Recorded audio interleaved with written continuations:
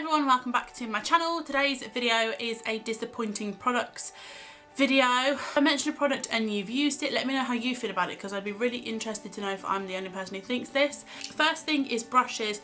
I have 3 of them. I have 2 foundation brushes and the first one I'll talk about is the Real Techniques, the Bold Metals Collection foundation brush. I bought this brush as soon as it came out. I do really like the packaging. They are weighted, so they're meant to sit in your hand correctly, and I just find that the brush tends to hold on to a lot of the product. I don't know why. I thought the hype of these were quite big. I used it for about a week solidly and I was like, I'm gonna love it, I'm gonna love it, I'm gonna love it, because it's Real Techniques and I love all the other Real Techniques brushes.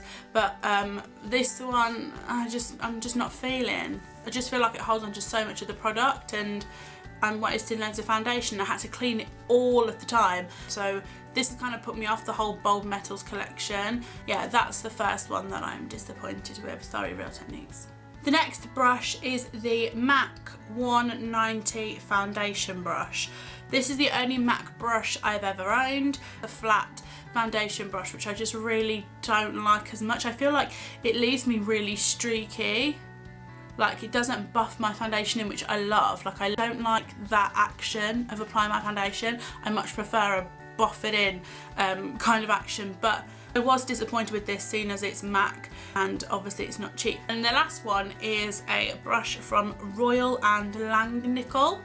It is the Powder BSP1 brush, I think. This brush, I didn't actually buy it. I got it in a set for when I went on my makeup artistry course. It just molts so much, like it's ridiculous. I do have other brushes and they're not as bad, but I mean literally you could just flick it and they all come off. This morning was the last time of me using this, and I'm very sorry, but I got a bin new. On to foundation, and this is the MAC Studio Fix Fluid Foundation. This is one of those products where I love it and I hate it. Like, I'm pretty sure I've mentioned this in so many videos, but this is the first MAC foundation I ever bought, or the first product from MAC I ever bought. And I don't know why, but I just have an emotional attachment to this product. Like, it's a really nice foundation. It goes on really nicely, blends really nicely. I really like it. However, it gives me dry patches all over my face, and for me, it's just not worth me using it anymore to get the dry patches. I do really like it. I don't like the Studio Sculpt one as much. I do really like this because it's more of a liquid foundation, whereas the Studio Sculpt is really quite thick. It's kind of bittersweet for me because I really like it, but I'm disappointed that it gives me dry patches, and it's like dry patches that are quite bad, not just we've got a little bit dry skin here. Like, I can't buy this again. Like, I just can't. Oh, I missed out primer. Why did I miss out primer? But this is the Smashbox Photo Finish Foundation Primer.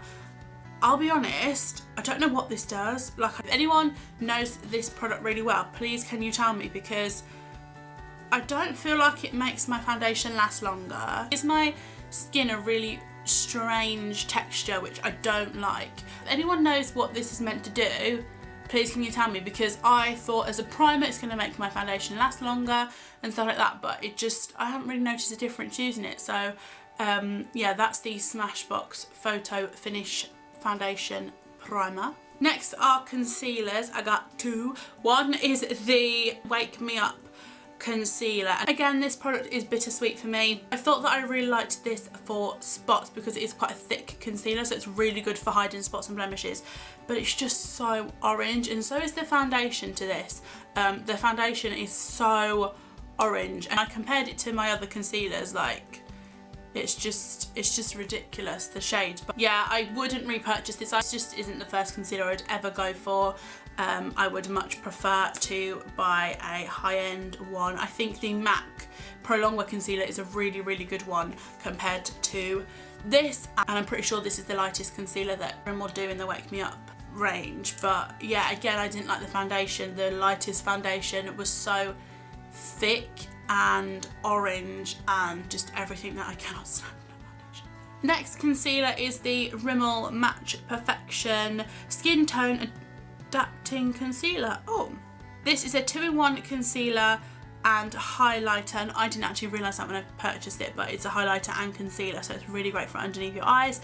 And I got the lightest shade, which is 10 Ivory. So it comes with like the brush adapter, which when I started to use it, I really liked it. My dog is barking. But kind of since going between this and my collection one, I just haven't liked it. And honestly, I cannot tell you how quickly I've gone through this. I think I bought this about a month ago. I think, yeah, I'm a bit disappointed. I just sort of thought for the amount of products you actually get and can get out, I think it is a bit more pricey compared, but I just wouldn't repurchase this. So that's that concealer. And lastly, we have lipsticks. The first one is MAC Retro Matte Ruby Woo. I bought this the same day as buying the foundation brush, and I got it because everyone raved about it. I'm kind of a bit skeptical about reds on my lips. Everyone else that I've spoken to loves this. It's so drying, it's unreal. I don't know if that's just because I do have slightly larger lips that it just makes it feel 100 times worse on me.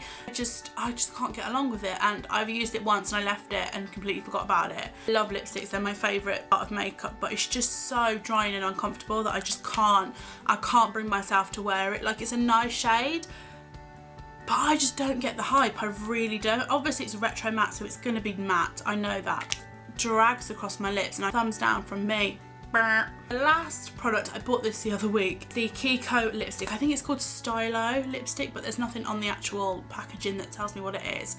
And this is a really nice pink lipstick, and this is sort of one that I didn't want to mention in this video, but at the same time I do, because I want to know other people's opinions if you've tried it.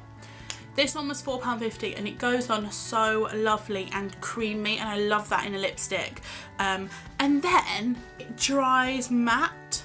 I didn't read anywhere when I was buying it, I didn't notice anywhere that it said matte. And I was like, oh, okay. When I bought it at home and tried it on, I was like, oh. And I have so many Kiko products that I absolutely love, but this one I'm really unsure about, but I wanted to mention it just to sort of put it out there in case anyone else has tried it, and you can sort of let me know how you feel about it if you tried this range within Kiko. But it just doesn't seem to last on my lips at all.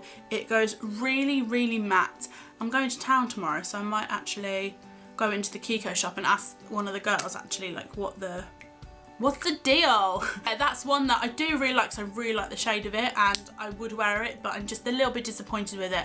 But I want to know your views, so that's that.